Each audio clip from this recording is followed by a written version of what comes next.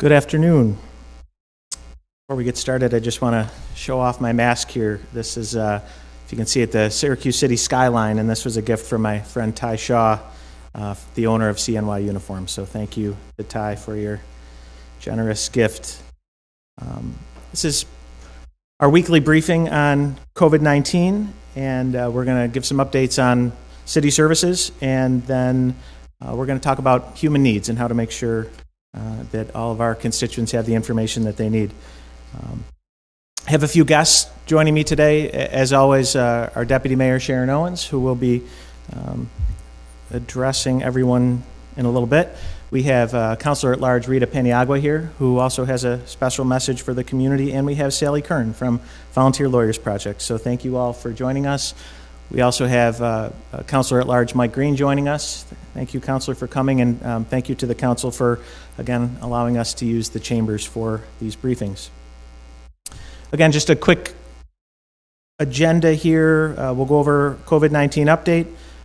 Deputy Mayor will talk specifically about meeting human needs. I will give an update on the census, and then I'm going to talk about our latest appeal to congressional leaders for federal aid.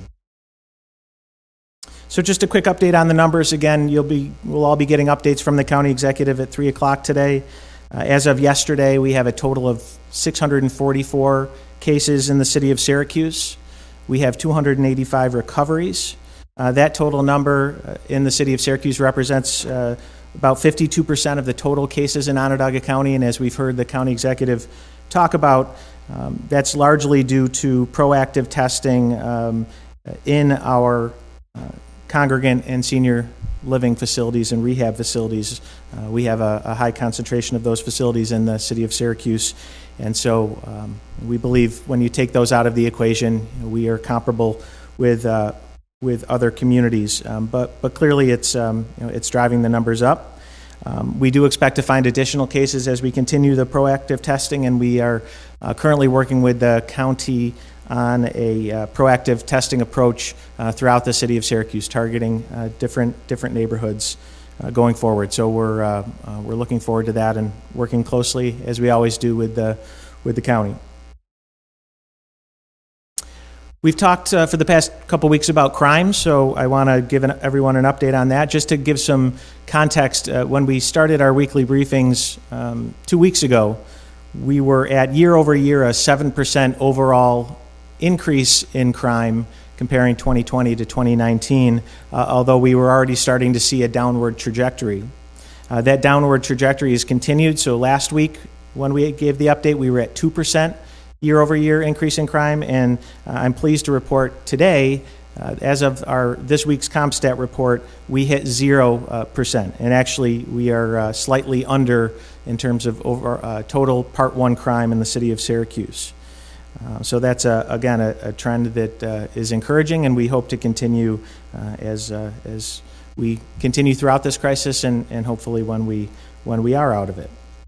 Updates specifically on violations of the governor's executive order on social distancing and essential businesses. As of yesterday, we have a total of 482 calls for potential violations of the executive order.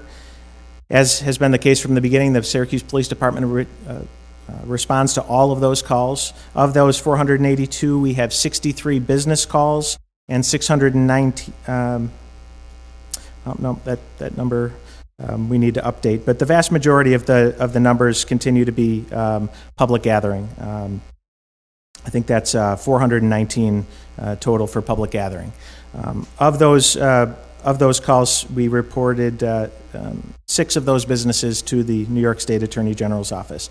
And just looking week over week, the last 7 days we had 66 calls, and the previous 7 days before that we had 69. So the calls are remaining steady. Dig down a little bit more into the crime numbers. The chart that you see on the screen here, I just want to remind everyone, that comes from our weekly CompStat report that the Syracuse Police Department prepares. These reports are publicly available on the syracusepolice.org website. So for those that are interested in following the trends in crime, you can log on to the syracusepolice.org website and look at the same information I'm sharing now. Again, just digging in a little bit more on that 0% number, the Part 1 violent crime continues to drive that number down, so we're at a 13% decrease in violent crime year over year. Property crime is still up slightly at 3%, but again, that number has trended down. In each of those, the biggest numbers driving the overall numbers, homicides right now are 63% below last year, and the crime that is keeping our property crime stubbornly above zero is our burglaries are at plus 19%. But we also like to provide the 5-year averages just to give some broader perspective, and I'm pleased to report that our current total crime compared to our 5-year average, we're 20% below. So that's, again, an encouraging number, and one we hope to continue the downward trajectory. Not all crime is down, as you've heard. One particular crime that we have been focused on, and you've heard others, including Governor Cuomo, talk about, is domestic abuse, which is up. Deputy Mayor Owens will talk more about those numbers and how people can get help.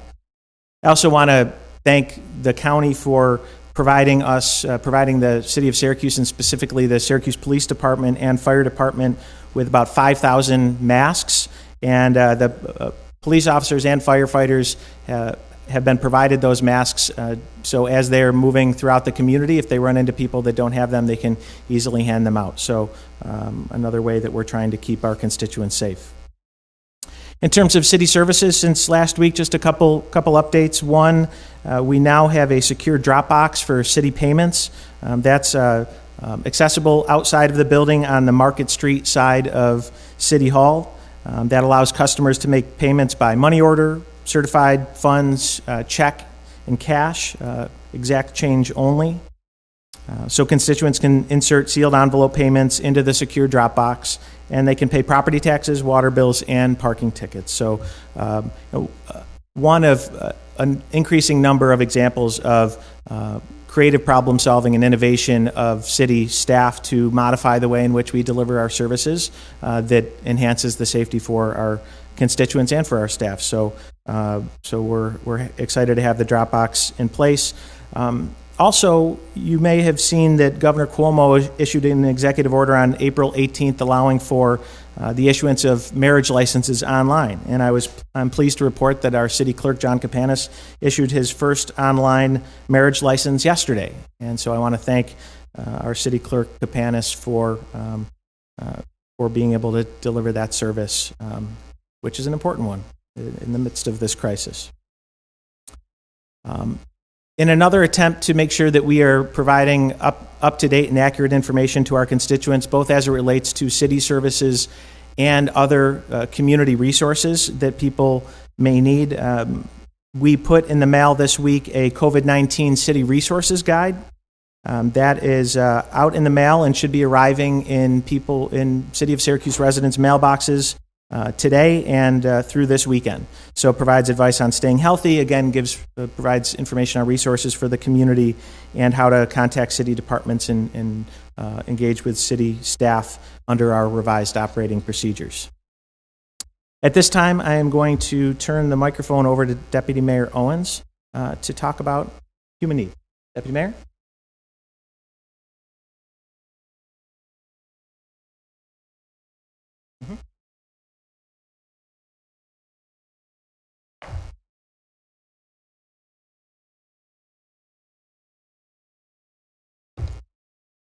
Good afternoon. When the city entered into our emergency COVID response, we broke into multiple teams. Obviously, some of those teams included our public safety, police and fire, and the important work they're doing, our DPW and our folks on the ground and our code inspectors. But one other area that was very, very important to us was making sure that we address the actual human needs of individuals in our city. And so since the beginning of us adhering to the executive order and moving on out of City Hall, we convened a group of individuals to actually serve as the bridge between what's going on the ground with individuals and how government and other not-for-profits can help meet those needs. And so that has taken on multiple emails, phone calls, in the grocery store, just running into people who are relaying to us what they need. So a couple areas is, one is that the use of our Financial Empowerment Center. And remember, we introduced that earlier this year. Since COVID, there's been an 86% increase since the beginning of New York pause. And for the 6 weeks before pause, we saw 29 first-time clients. And now, since pause, we have seen 54 new clients. So people are using the Financial Empowerment Center. We encourage you to please continue to do that. It's more critical than ever to do so. It provides free one-on-one professional certified counseling, and it has resulted in over $360,000 in reduced debt since July of last year, and over $170,000 in savings since July of last year. So really helping people with their finances, and it is more important than ever now.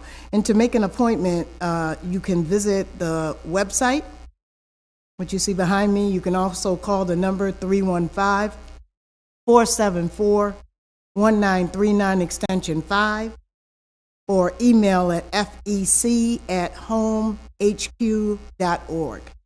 Please take advantage of the Financial Empowerment Center. So we're also assisting individuals around lost employment. It is in the national news. I was listening to numbers this morning, and people are either out of work, or they're actually people also trying to find employment opportunities if they're available. But for individuals who are unemployed and looking to file with the New York State Department of Labor, the best way to get in touch is to go through the website that you see. I know people have been waiting. I know there has been a backlog. We actually am pleased to say that the number of people who are still waiting or not able to get on, that is reducing. But if one person can't get on or are still waiting for a check, that's one too many. So keep going to that website, keep trying. We also have been encouraged by a state delegation to let them know if we have individuals we're finding running into problems. Our state delegation has been tremendously helpful to us. Also, CNY Works are continuing to do what they do all the time, match people to employment opportunities. As we look at Restart, as we look at how our community is going to get back to what normal becomes for us, there may be employment opportunities. So CNY Works will continue as our local workforce investment board to connect individuals looking for work to work opportunities. And their contact information is available as well on the slide deck. We've been doing a lot of work preventing unlawful eviction. The moratorium was announced to be extended to August 20th. That will absolutely help individuals who find themselves financially in dire straits, still needing to have secure, healthy housing. Tenants and landlords have responsibilities. Tenants, the moratorium doesn't mean that you don't have to pay rent. It's still a contractual obligation for you. So you should be working with your landlord on how you can do that. We've gotten many emails and calls from landlords who are not requiring their tenants to pay rent, but there are others who are, and so you should be working with your landlord, the property owner, to figure out how you can pay anything on your rent. But that continues to be your obligation. The moratorium did not take that obligation away from you. Likely. Similarly, landlords, you have a responsibility. You need to continue to make the apartment that you have tenants in safe, habitable, and you are not allowed during the moratorium to evict individuals. So we both on both sides, whether it be tenants or landlords, have obligations and responsibilities to each other during this troubling time. The New York State Attorney General has provided information that helps us understand that unlawful eviction is a crime, as opposed to what we typically think about as a code violation. It is actually a crime. And so Sally Curran is going to talk with us about this a little more. Sally?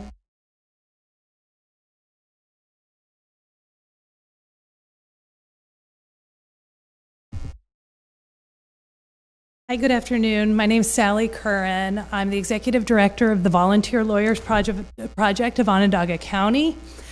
We provide access to justice by engaging the legal community and volunteer service to those in need. And really, I come here today on behalf of all of the legal aid providers in town who are all working very diligently to uphold the rights of tenants and to make sure that the essentials of life are addressed even in these most critical of times.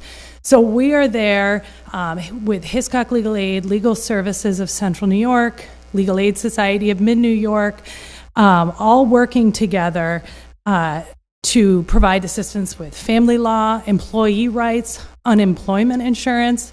I'll just say, as these people are working their way through the unemployment insurance system, it is likely that they'll have denials eventually.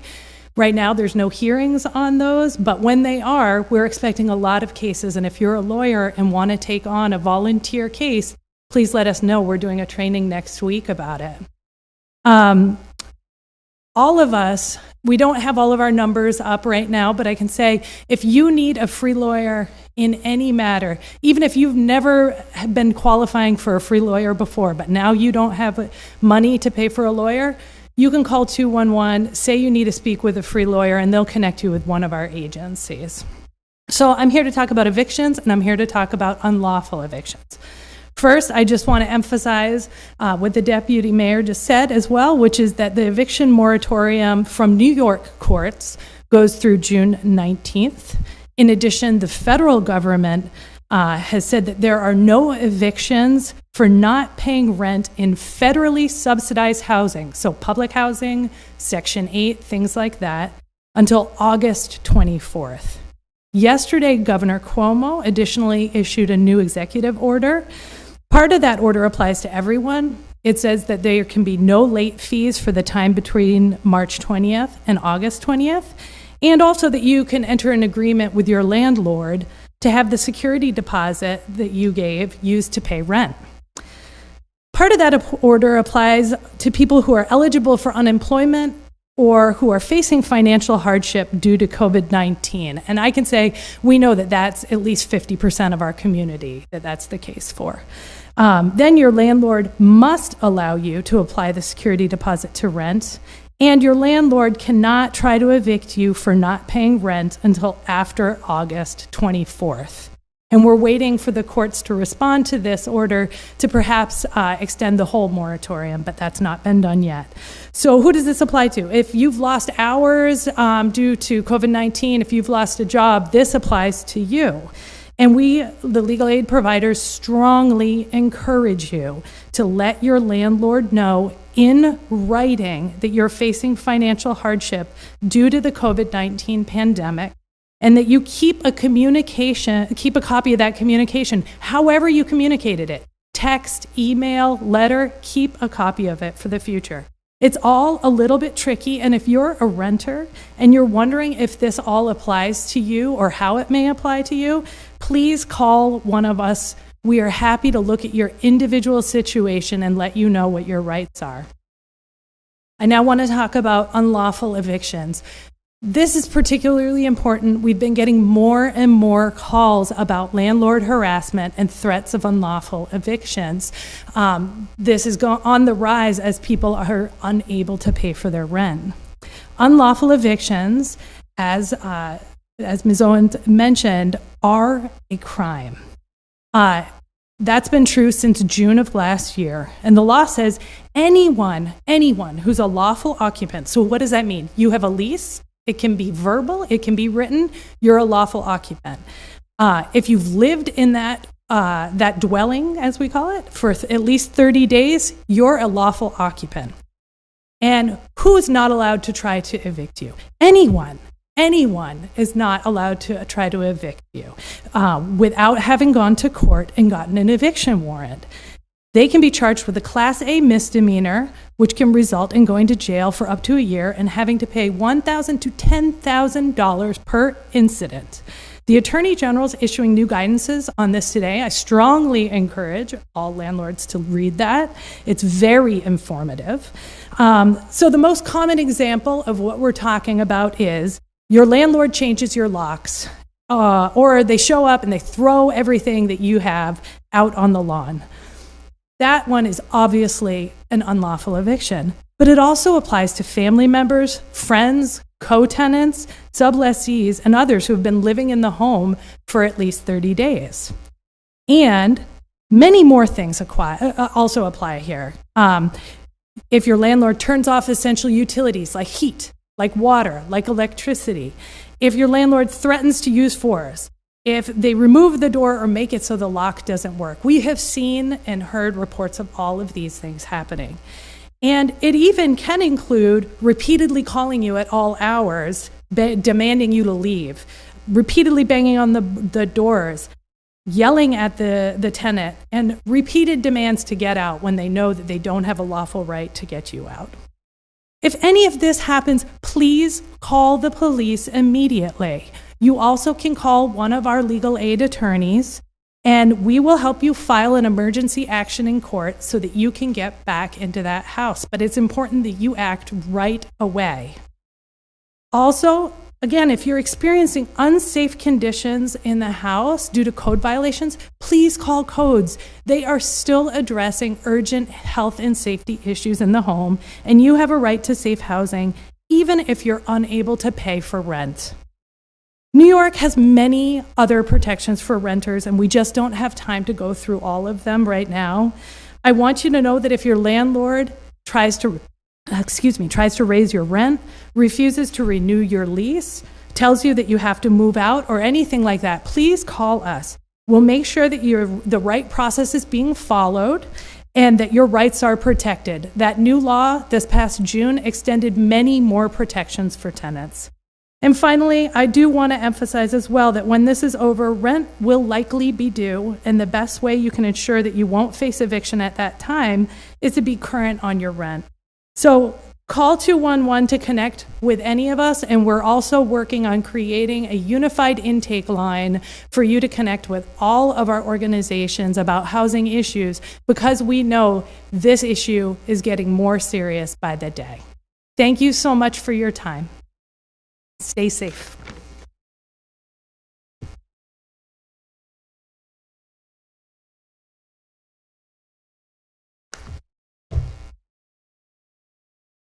Thank you, Sally. I just want to emphasize the last thing she said. All of our renters, at the end of the moratorium, rent will be due. So please reach out to all of our fine legal housing advocates, because they're here to help you. So please reach out.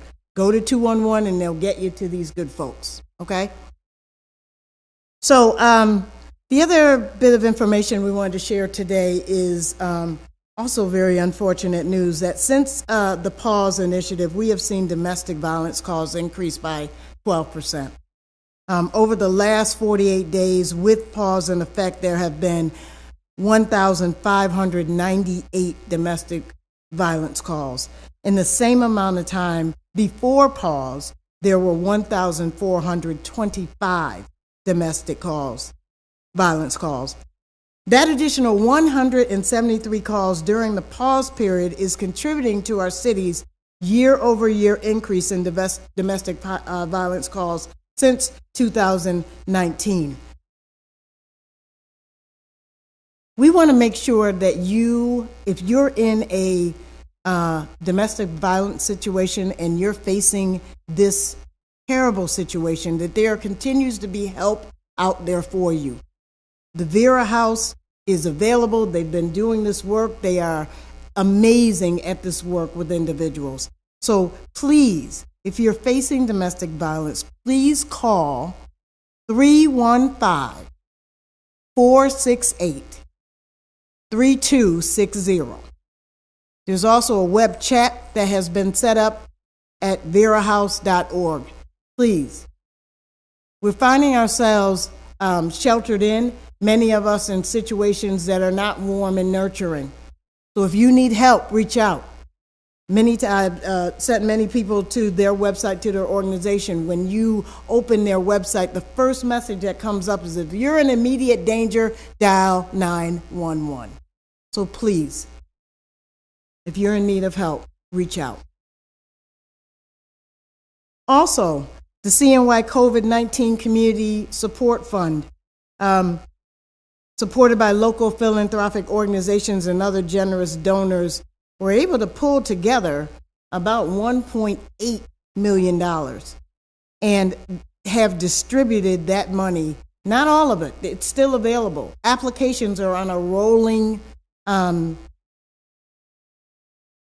process, so there's still funding available for applicants. It has been assisting those who are working tirelessly to meet the needs of people affected by COVID-19. So it has been distributed for food distribution, for basic needs care distribution to organizations. It does not go to individuals, organizations. So many of the distributions and help that you've seen out there, those organizations or churches or other groups have been funded through this fund. So money is still available, funds are still available. So please go to cnycovidfund.org for more information.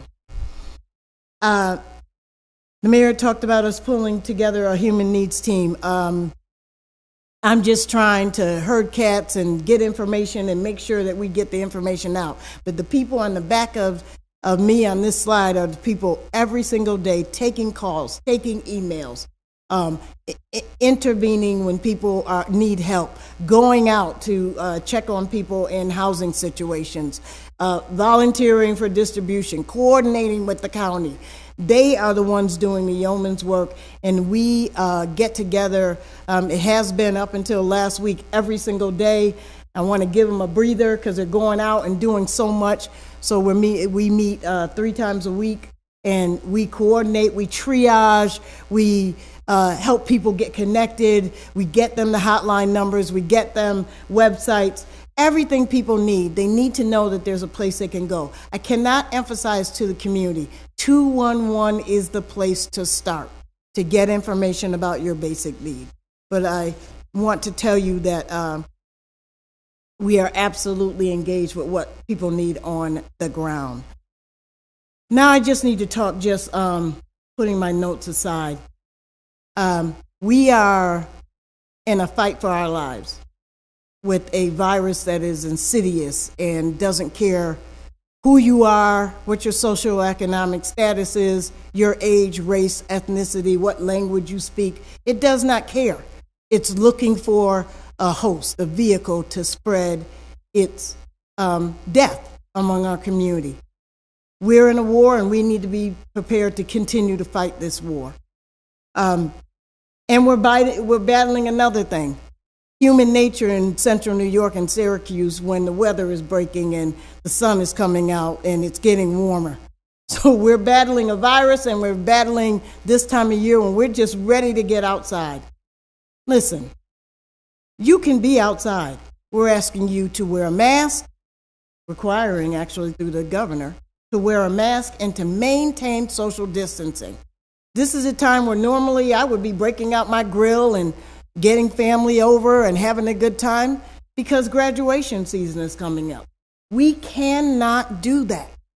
We have to, unfortunately, not do the things that come natural to us in this time of year. And as we go into the summer, as our numbers continue to fluctuate, we've gotten this far with flattening the curve because we've all been diligent to take care of one another. We don't know, as we come and go every single day, who amongst us have underlying health conditions. We don't know. Those individuals just go check in with their doctors and go about their daily business. but we don't know that they have an underlying health condition and cannot afford to contract COVID-19. We've got to take care of one another. We've got to continue. This is when it gets hard. But I know the community that I love and that I fight for every day are a bunch of fighters. And we have to continue to fight, press through this time where we want to get out and we want to do the things that we love to do when the weather changes. I'm asking you, I'm begging you, I'm praying for every single one of us to continue to stay the course and practice social distancing. Thank you. Now, our Honorable Councilwoman, Rita Paniagua.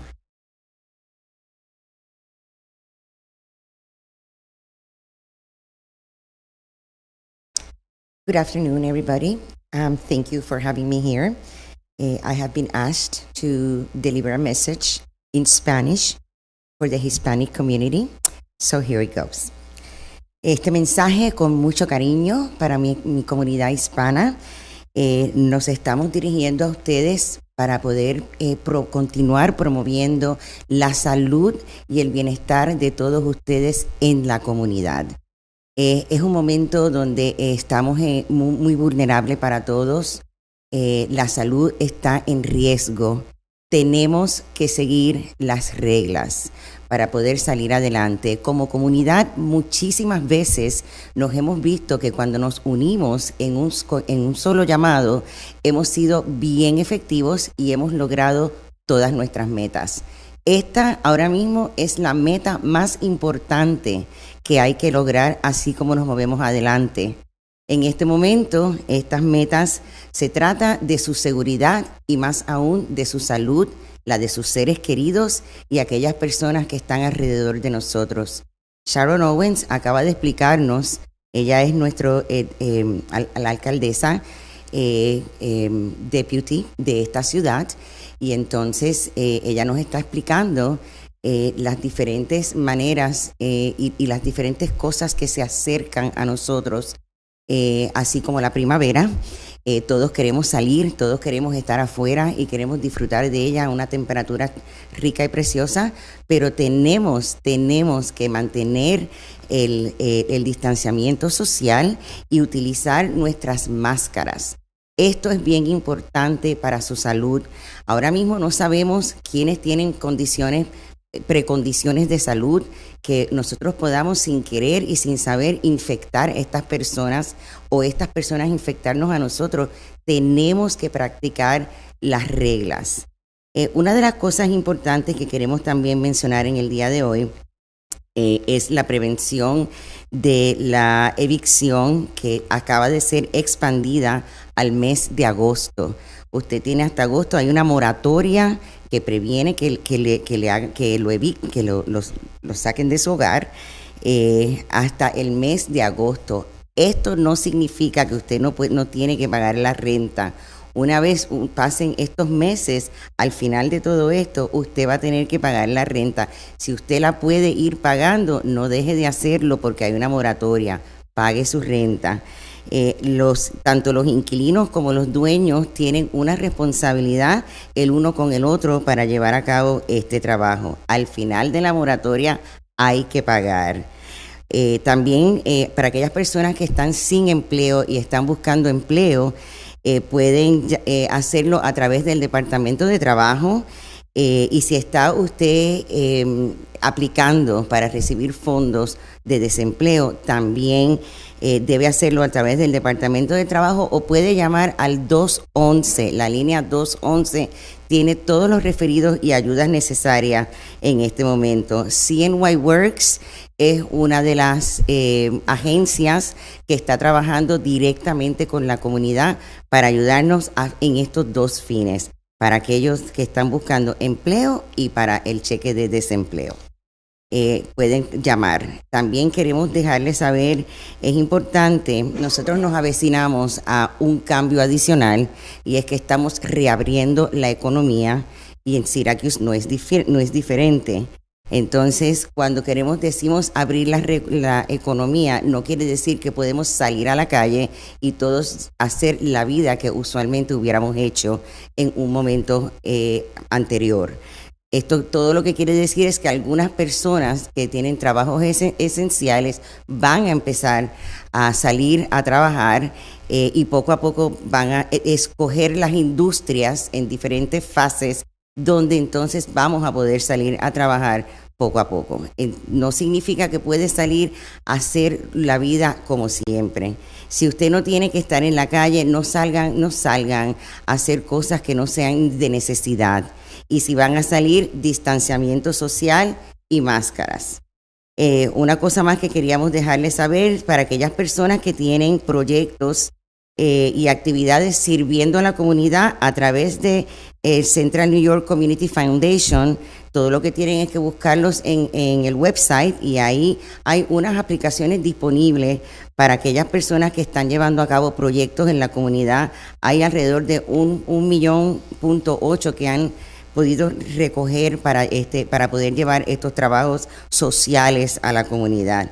Una vez más, queremos que si tienen preguntas, si necesitan referidos, la línea 211 es la línea que los va a ayudar a conseguir estos referidos.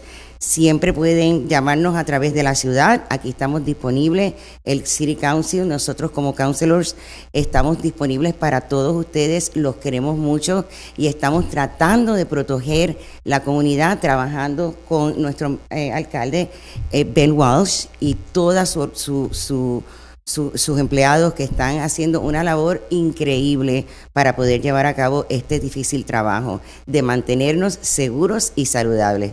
Que Dios los bendiga a todos y prontamente estaremos nuevamente con ustedes.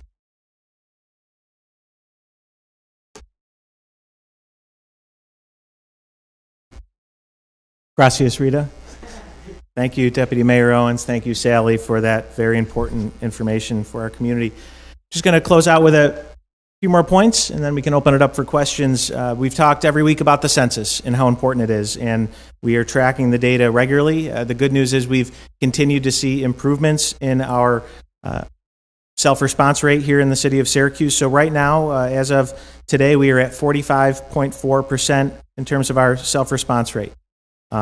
Just to give you some context, to the west, in Buffalo, they are at 44.8, in Rochester at 42.7, and to the east, Albany's at 46.2. So we're all in relatively the same place.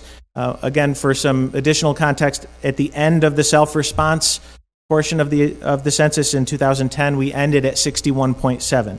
So we still have ways to go to get there. We don't want to stop there. We want to get past that, and I think we will. In addition to some other modifications to the census process as a result of COVID-19, one modification that we think may be helpful is that the self-response period has been extended from July 31 to October 31. So we have until the end of October to get that number well past that 61.7. And the good news is, again, our constituents have continued to heed the call week in and week out, and we want to see that number continue to go up. I mentioned there have been some other changes. This month we would have been seeing people out knocking on doors. That has been pushed back, and that will now happen in August 11th through October 31st. We also had a lot of community events planned, and we've had to adjust our own approach. So our outreach strategies are really in 4 different categories. We are going to be doing a lot of phone and text banking. We are doing resident training so they can help be credible messengers within their communities to get their friends and neighbors and family to fill out the census. Similarly, we have census ambassadors that are going out and doing the same thing, and we're also continuing a social media campaign, which will continue going forward. So we're going to keep pushing on this. It's extremely important in a number of different regards, but the one that we've been focused most on is the financial impact on the city of Syracuse, and the fact that so much of our federal resources and our federal funding, which have never been as important as they are right now, are based on population. So it's critically important that we continue to get that number up. On the topic of finances, since I last addressed everyone, we now have a city budget. The Common Council voted on Wednesday on a few amendments and ultimately voted on the final budget. I have signed those amendments and the budget, and so we have a budget going forward into fiscal year 21. I want to thank the council for their partnership and collaboration throughout the process. Budgets are always difficult. It was certainly even more difficult this year, but we worked together on it. We communicated, and I think we ended up with a good budget that's based on what we believe is the most likely scenario, but certainly not the worst case scenario. And given the uncertainty of COVID-19, we have to plan for those worst case scenarios as well. So we're not done just because the budget has been approved. We've convened a group that involves the Council Finance Committee that's going to be working through a number of contingency spending plans depending on what happens going forward. The primary amendments to the budget were, I think, in recognition of the ongoing fiscal challenges and our collective desire to not overly rely on the fund balance that we've worked so hard to save up. So the council has challenged the administration to be more aggressive in selling some of our assets. We have real estate and other assets that have value, and we believe that we can generate some revenue from the sale of those assets. There was also a decrease in police overtime, which will be challenging, especially since we're not able to bring in a new class this year, but that's a challenge that we've accepted and Chief Buckner has accepted, and we think we have a budget that we can work with going forward. Finally, I mentioned that we based the budget on what was the most likely scenario, but not necessarily the worst case scenario. The reason we believe it's the most likely scenario is because we are cautiously optimistic that the federal government is going to step up and deliver much needed federal aid to states and local municipalities. We've been calling on the federal government to do that for quite a while now. I've said from the beginning our federal delegation has been rock solid in that support. And as recently as this week, I was on a call with the county executive and Congressman Katko, and he reiterated his support for securing local funding, and we're in regular touch with Senator Schumer and Senator Gillibrand's office. They also have doubled down on their desire to support local governments, and we saw a bipartisan bill introduced that involved Senator Gillibrand, so we appreciate that effort as well. Because our federal delegation is in lockstep with us, I felt it was appropriate to take our call and to take our request to the top of Congress. So as of today, I am sending out a letter to House Speaker Nancy Pelosi and to Senate Majority Leader Mitch McConnell. It lays out a very clear and I believe compelling case as to why the city of Syracuse and other local municipalities, as the foundations of our communities that provide these essential services that we all need, from our police department to our fire department to our Department of Public Works and our sanitation workers, we need to have that foundation strong. And so we broke down our request into three priorities. Without federal assistance, we believe that city services and essential employees will be hurt. These are difficult decisions we hope we never have to make, but there is no doubt, given the significant revenue loss, that if we do not receive federal assistance, city services and essential employees will be hurt. Human needs will continue to grow, and you heard loud and clear from the deputy mayor, from Sally, how significant the human needs already are, and they will continue to grow without federal assistance. And finally, our economic recovery will be delayed, undoubtedly. We've spent a lot of time talking about the importance of economic recovery, the process for restarting and reopening our economy. If our foundation of our communities is not strong, if we are not in a position to deliver those essential services to our community, that economic recovery is going to be delayed, and I don't think any of us want that. So that's our message to the federal government, and specifically to the House and Senate leaders. We know that they have a lot of competing interests and needs, and have been busy addressing many of them, but we need them to address this one. And so that letter will be going in the mail today. With that, we'll open it up to questions.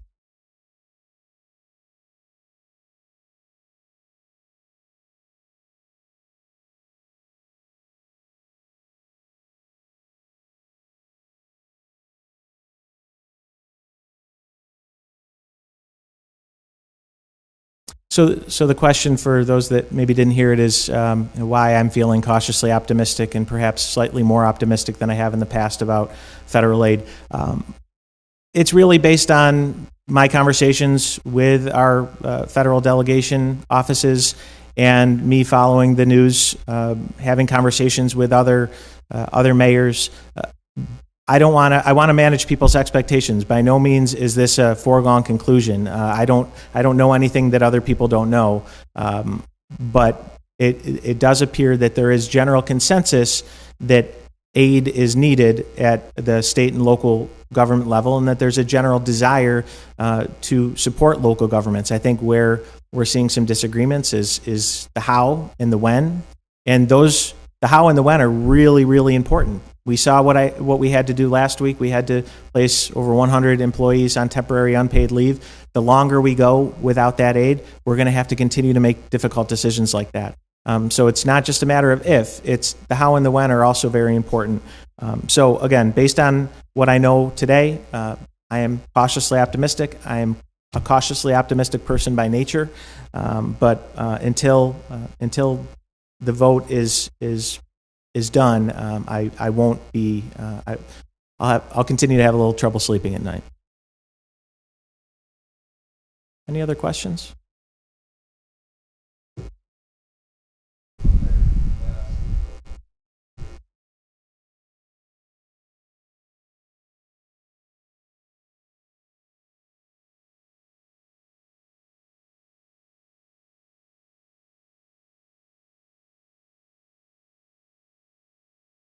So the question is about the financial challenges specific to the police department and whether or not we are trying to get officers that might be inclined to retire to stick around. We absolutely want everyone in the police department to continue to serve the city. And the challenge, despite the fact that we've brought on 3 new classes, is we've been playing catch up with retirements. So would I like for people to be able to hang in there a little bit longer as we work our way through this crisis? Yes. But is it fair of me to ask someone that's dedicated the majority of their professional lives to the city of Syracuse and put their life on the line? Probably not. And so, everyone has to make their own decision that's in their best interest. But from the way in which we budget, from the way in which we continue to work through the police contract, we are looking at ways to incentivize and to keep our police officers in the department so we can continue to effectively serve our constituents.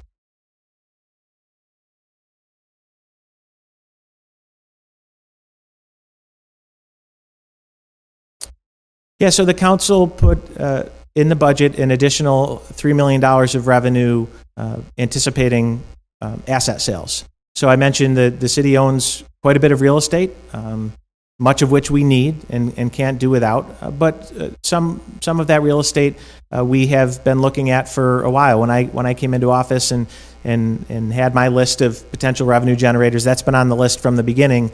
This crisis has raised it, along with the council's influence through the budget process, has raised that towards the top of the list. A perfect example is we took ownership over the Syracuse Developmental Center last year through tax foreclosure.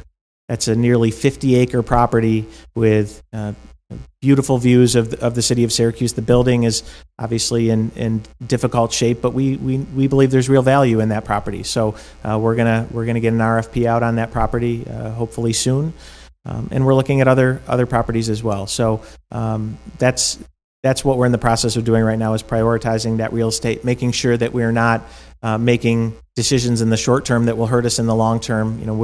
This can't be a fire sale, but we do think that there are assets that the time is right to try to dispose of and generate some revenue.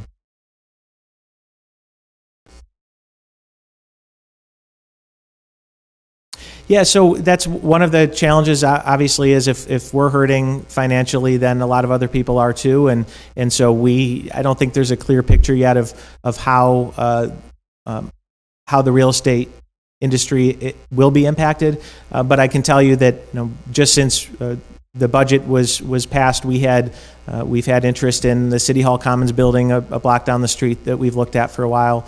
We've continued to have people interested in the developmental center. So yeah, undoubtedly there will be some impact on the real estate industry, and if ultimately we put requests for proposals out and the proposals that we get we don't think are in the best interest of of our constituents and in the best financial interest of the city, there's nothing saying that we have to sell them, but I think the time's right to at least test the waters.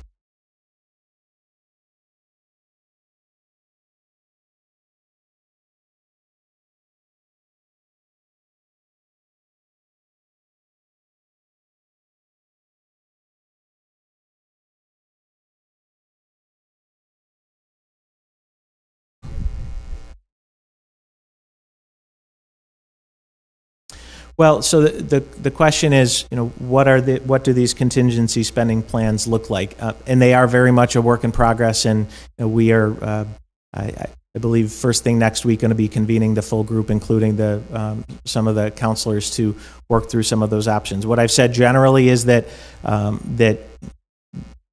without federal aid, service levels and staffing levels would be negatively impacted.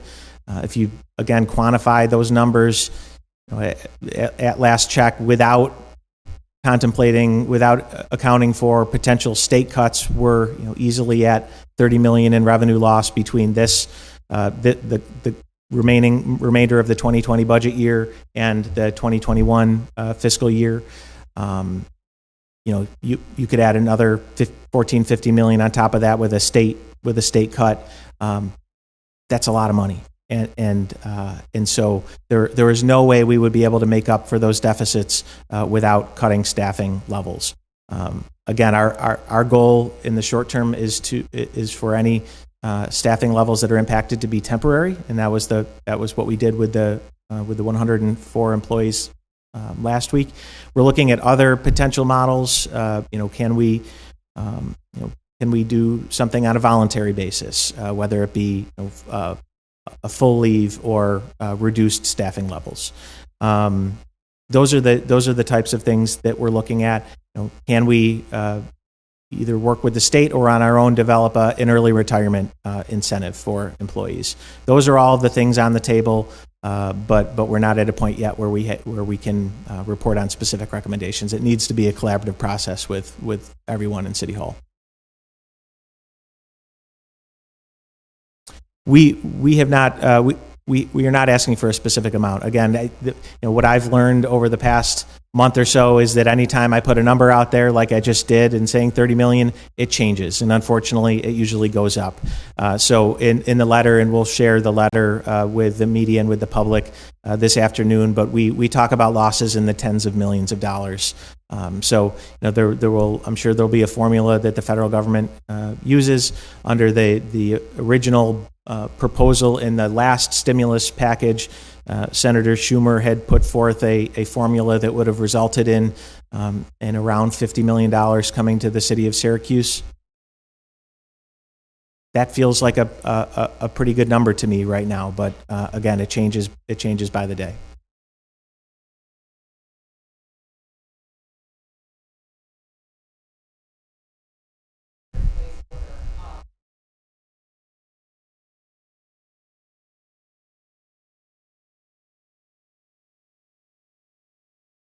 Yeah. So sometimes police intervention, as you saw in the numbers, is absolutely what's required in the short term. I don't want to speak for Vera House. They have a number of resources, ways in which they can help remove people from situations, temporary housing options. The deputy mayor mentioned that not only do we encourage people to call the phone number, oftentimes if you are sheltered in place with your abuser, it's not easy just to pick up the phone, and that's why that chat line on their website is so important, that people can get online, get on that chat line, and have a direct conversation with somebody. So, while with like everything else, the people being hunkered down at home complicates matters. There are still plenty of options for everyone. So no one should feel like that is a limiting factor or is a reason why they shouldn't seek out help. We can working with the Vera House, we can get people out of those difficult environments and get them the help they need. Sure.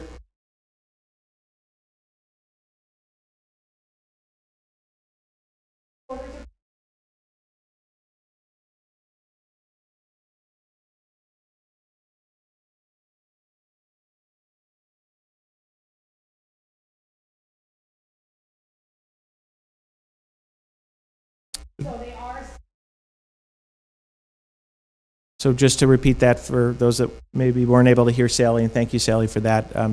Sally was making the point that the courts are still able to issue and enforce orders of protection. So that's an important resource that we still have available to us as well. Anything else?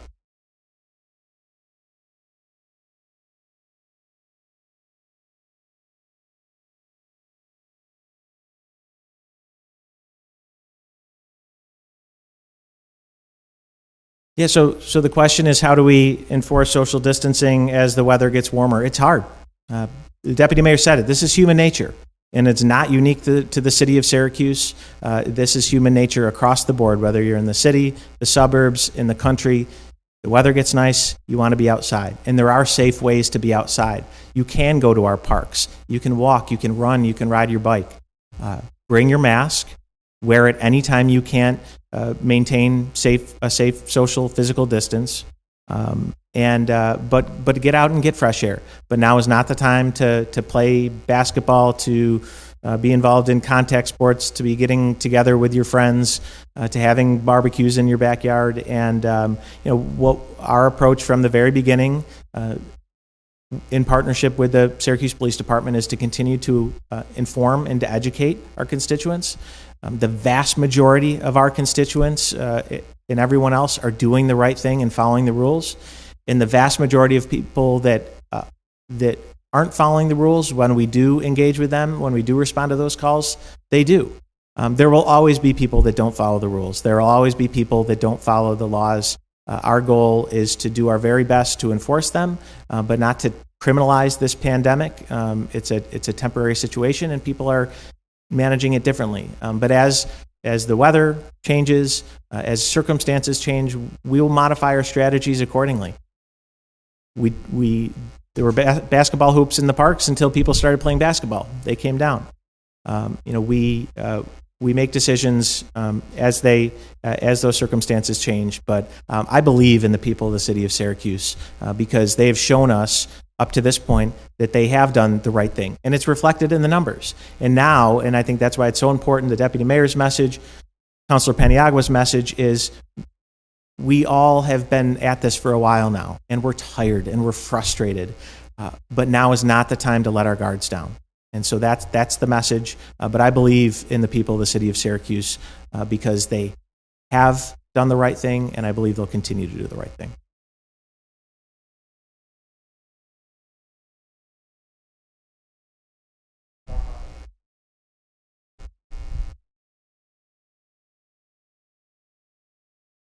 Mm-hmm.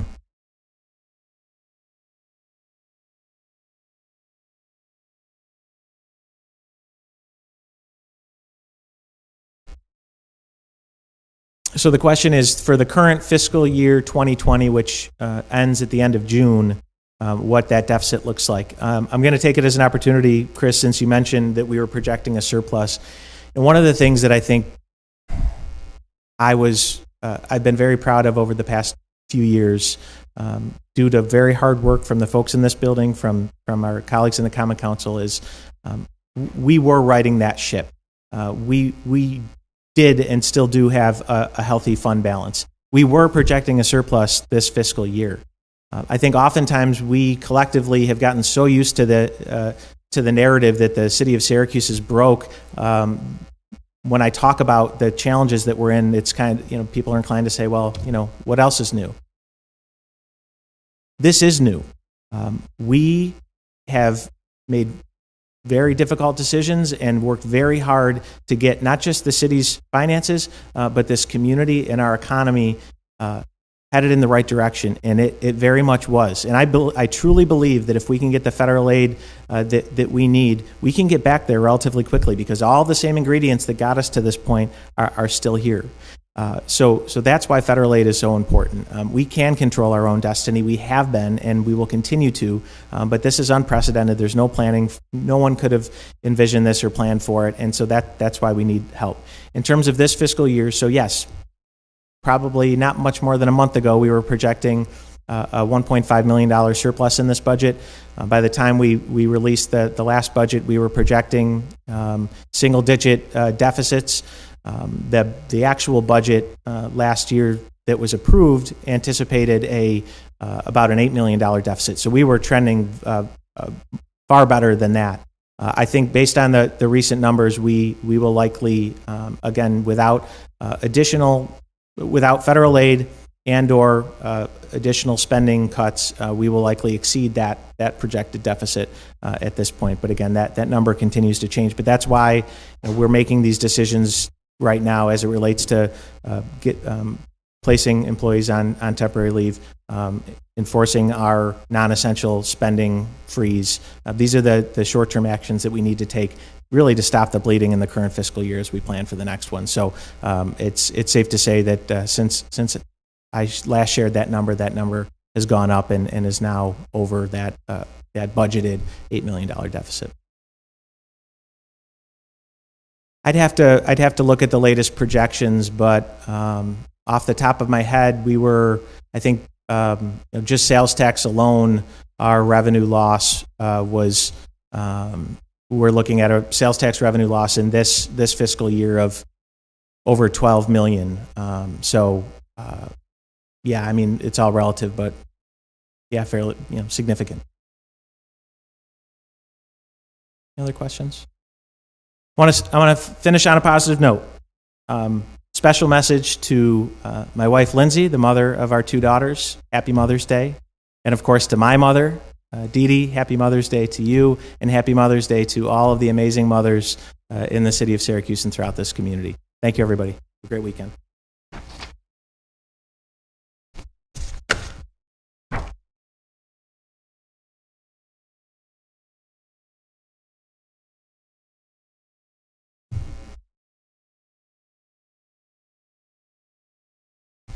Thank you. Appreciate it.